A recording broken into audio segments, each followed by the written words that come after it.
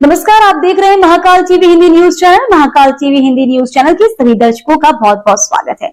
मैं हूं आपके साथ अंकिता। आइए शुरुआत करते हैं आज की कुछ खास खबरों से। पहाड़ों पर हो रही लगातार बारिश के बाद एक बार फिर बनबसा बैराज से पानी रिलीज किया जा रहा है, जिससे लखीमपुर खीरी जिले की तहसील पलिया की प्रमुख शारदा नदी का जलस्तर लगातार बढ़ रहा है और अब नदी का पानी बाढ़ के रूप में पलिया की ओर रुख कर रहा है। वहीं बढ़ रहे पानी के वेग से एक बार फिर रेलवे लाइन के नीचे से पानी निकलना शुरू हो चुका है, जिसके कारण अब लोगों में आक्रोश आ गया है। उन्होंने सड़क जाम का धरना प्रदर्शन शुरू कर दिया, जिसके बाद सूचना पर पहुंचे अधिकारियों ने समझा बुझाकर जाम खुलवाया। दरअसल शारदा नदी हर साल पलिया क्षेत्र के दर्जनों गाँव में जमकर तबाही मचाती है, जिससे हजारों हेक्टेयर कृषि भूमि नदी में चली जाती है। तो वहीं क्षेत्र के दर्जनों गाँव बाढ़ से प्रभावित होते हैं। पिछली बार आई बाढ़ से परेशानियों में देखते हुए सूबे के मुख्यमंत्री योगी आदित्यनाथ पलिया पहुंचे थे, जहां पर उन्होंने शारदा नदी के चैनलाइजेशन के कार्य को करवाने को लेकर 22 करोड़ रुपए की परियोजनाओं का लोकार्पण किया था, लेकिन परियोजना में भ्रष्टाचार के चलते जमीनी स्तर पर किसी तरह का कार्य नहीं दिखाई दिया, जिसके कारण एक बार फिर से पलिया बाढ़ की विभीषण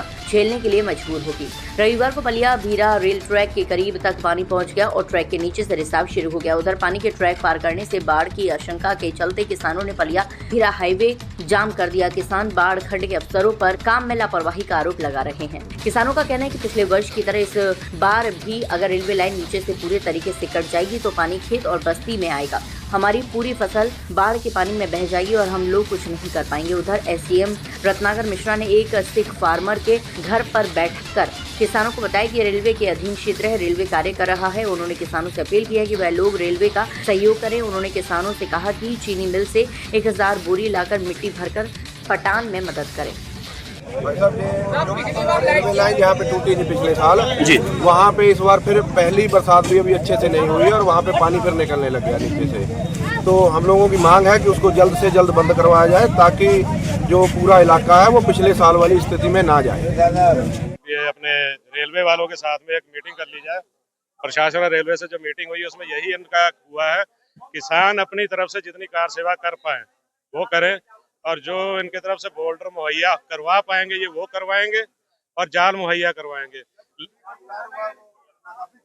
नहीं, उसमें इनकी बहुत सी खामियां रही हैं इसमें, क्योंकि खाली इन्होंने बड़े पत्थर डाल दिए गए थे बोल्डर, लेकिन उसमें मोरंग और वो छोटी बजरी जो डाली जाती है वो नहीं डाली गई थी। उस वजह से पत्थरों के बीच में जो गैप रह गया वहां से पानी रिस्क है, वो नीचे को कटता जा रहा है, लाइन बैठती जा रही है। वो तो सर अगर लगा है नहीं लगा ये तो सब जानते हैं, यहाँ पे इलाका जानता ही उसमें क्या हुआ है।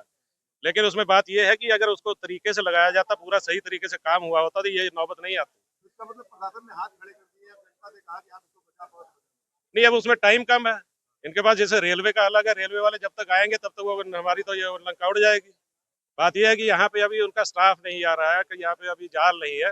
हम लोग जितना सहयोग करेंगे, अब काश्तकार अपने या किसान हैं या इलाके वाले हैं, सब यहाँ के इलाके वाले अपना सहयोग करेंगे। बाकी देखते हैं ये हमारा क्या सहयोग करते हैं। पिछली बार तो सर यहाँ से लेकर लगभग मान के चलिए 40-50 गांव ही तबाह हो गए थे, जबकि प्रशासन की तरफ से उस पर कुछ भी नहीं दिया गया कहीं पे या कुछ।